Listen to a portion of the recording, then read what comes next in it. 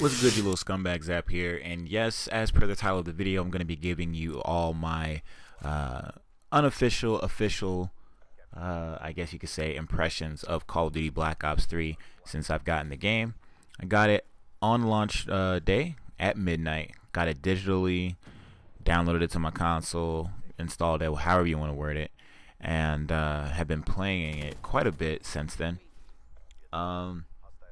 Got the chance to play a good chunk of both the single player and the multiplayer, as well as the zombies. So I've gotten my hands on all the aspects of the game, and I feel like I can give you guys at least a somewhat decent impression of the gameplay on all three spectrums so far. First, let's go ahead and go into a little bit of detail and talk about the graphics. Graphically, the game, it's not really all that spectacular. It's a lot more clean, I think, than Advanced Warfare was in terms of lighting, less jagged edges on some of the scenery like rocks and foliage and things like that. I think they did a better job rounding out those edges.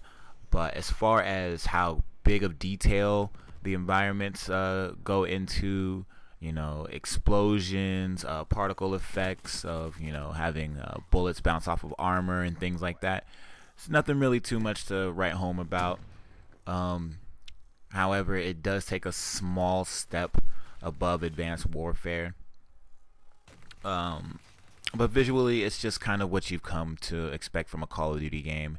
Every year, it all looks the same visually, just with a little bit better lighting here or there, or just a little bit more cleanliness. It's just tidied up just a little bit. So visually speaking, the game it's meh for me. It's not ugly. It's not an ugly game. A lot of the environments actually do look really well put together.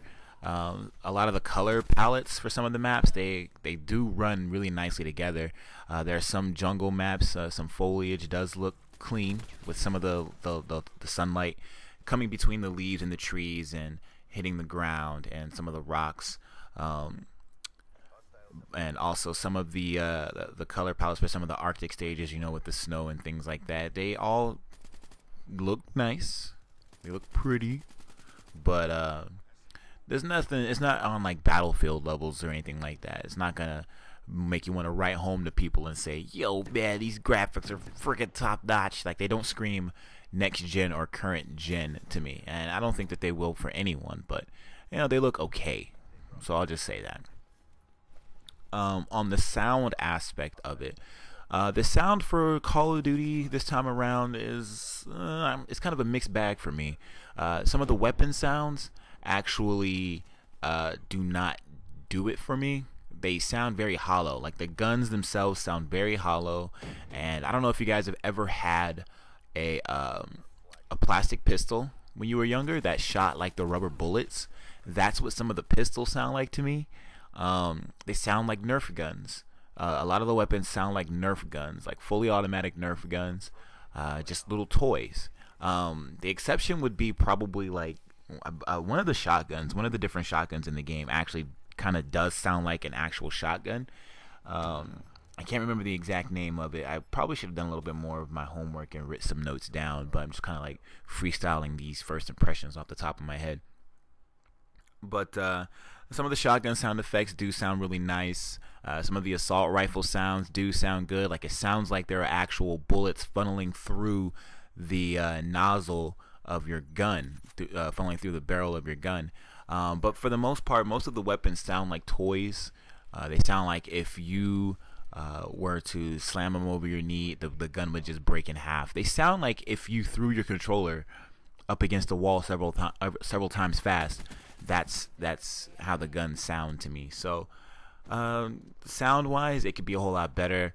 The sounds of a grenade, they just sound like someone slammed a door in the distance. It's not as good as it could be, and I hate to bring up Battlefield, but the sound effects in the Battlefield games is just absolutely amazing. It actually feels like there's a real war going on, rather than someone slamming their hands on a typewriter several times to make the sounds of an assault rifle. It just doesn't compare. So on that note, I'd have to say that Call of Duty's kind of having to take the L on this one in terms of the sound. I think the sound could use a whole lot of work. However, the voice acting for the story mode, it does really good justice.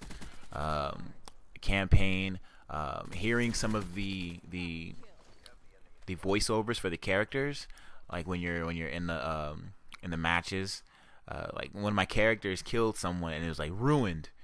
Shout outs to the Bob Ross Twitch channel, but some of the dialogue in the match is actually very funny and interesting, but for the most part, the gun audio and things like that, explosions, rocket launchers, grenade launchers, it just does not sound good. And I really like detail in my games, and it seems like Call of Duty games have been lacking that for a very, very, very long time. So yeah, the sound is probably going to be more of a thumbs down on this one.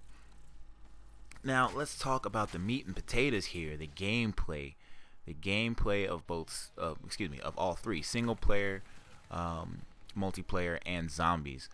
Let's start off with the single player. Single player, it's kind of your standard Call of Duty fare. Without giving away too much of the story that I've played thus far, which is a good chunk. It's your standard Call of Duty fare. There are a lot of abilities and things that you can cycle through this time around. Not necessarily an exosuit per se, but things that make you feel like you're in an exosuit. A bunch of different abilities that allow you to hack different machinery. There's a lot of tech related things that go on within the story that I think a lot of people will be interested in. Also, excuse me. Also, these abilities, it's like a big chunk of the game so far in campaign has been like tutorials, because there's so much. They can't do it all in one particular stage, teach you everything in one particular stage. A good chunk of the campaign mode is you learning these abilities and so on. So it'll start to feel a little bit slow at first, but things start to pick up as things progress in the campaign. Now, as far as multiplayer goes, multiplayer so far is absolutely, it's amazing. I like the multiplayer. I think it runs really well. The only thing is the occasional server disconnect. I'll be mid-match and I'll just get dropped out of the match. It's very frustrating.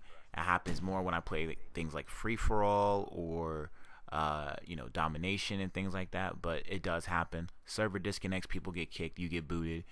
Nothing you can really do about it at this point, and just hope that Treyarch finds a solution for it. But I think the multiplayer functions really well. One thing that I did notice was, based off of the weapons that I carried, it seemed as though my character moved, it sprinted differently.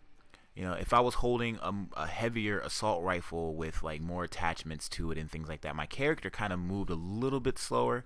Not too much slower, but he just felt a little bit heavier as I was moving, as opposed to a loadout that I was using that carried SMGs or something else that was a little bit lighter for my character to carry.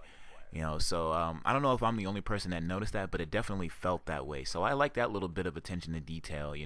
I'm carrying more weaponry or heavier weaponry than my character's gonna feel like he is. You know what I mean? So I did enjoy that a bit.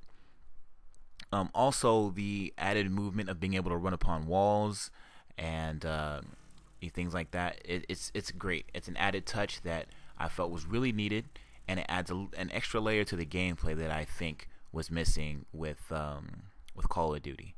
So far, I haven't really encountered anything that was too broken with the multiplayer, aside from how easy it is to kind of get map control in the game. But that's kind of standard with every multiplayer game. Teams will get certain map control and just dominate you if you don't have a well-coordinated team to combat that. So other than that, kill streaks, perks, nothing really seems to be too overbearing or too striking, at least not as far as I've played in the game so far. So multiplayer, I'm having a whole lot of fun with it. Right now, my favorite game type is capture the flag. I just love having an objective to play towards, and it's a whole lot of fun. So I highly recommend you guys getting into some capture the flag. Now, zombies. I'm going into zombies with a little bit of a clear mind because I've never really been a zombies guy. I've always felt like zombies was just there. Ever since World at War implemented it, I just was never really big on zombies. So, with this one, it just seems like there's a whole lot going on. A whole lot going on that I was not really prepared for. All these different abilities. There's like objectives that you have to get to, from point A to point B. I don't know. It was just not what I was expecting from a zombies experience. Not saying that it's not fun, because I can totally see where all the fun is to be had with 3 other friends completing these checkpoints and things like that, getting all these abilities and surviving wave upon wave. But there's a whole lot going on. If you don't know what you're doing and what everything does, then it's probably gonna be a little bit overwhelming at first. So with a little bit of time, I can see myself getting more into zombies, but it just is. There's a lot going on at first. So, but zombies seems to be a very fun experience. Right now, there are server issues with zombies, and a lot of people will drop. It'll match you up with like 8 people, but it's only a 4-player experience. So it'll match you up with 4 people or with 4 other people if you have a full party, and it'll just drop people randomly. So it could end up dropping somebody from your party, and you pick up somebody else from another party or someone who's riding solo. So then you have to back out, get the 4th man back into the party with you, and then try it all over again or something like that. It's really weird and random, and hopefully, again, Treyarch fixes the issue with that. So with all that said and done, how would I rate my experience with Call of Duty Black Ops 3 thus far? I would say I'll give it probably a solid 8 out of 10. There are some other issues aside from just the server disconnection issues. It seems like it takes a lot longer for characters to die in this game. You can shoot someone a lot. It almost felt like Black Ops 1 in a sense, where you can shoot someone a lot, get a lot of hit markers, and it just doesn't seem to do too much of anything. So, yeah, man, other than that, I think the game runs fairly smooth. I'm having a pretty good time with it. It's definitely going to satisfy my shooter fix, which is exactly why I bought it. And it's definitely a game that I'm more than willing to play with the viewers out there, and just try to get some games going with you guys. I think that would be a whole lot of fun. But let me know what you guys think in the comment section below. How are you feeling about Black Ops 3 so far? Do you plan on getting it, or are you just going to pass up on it? Let me know what you guys think, and thank you for watching, and I'll see you in the next video. Peace.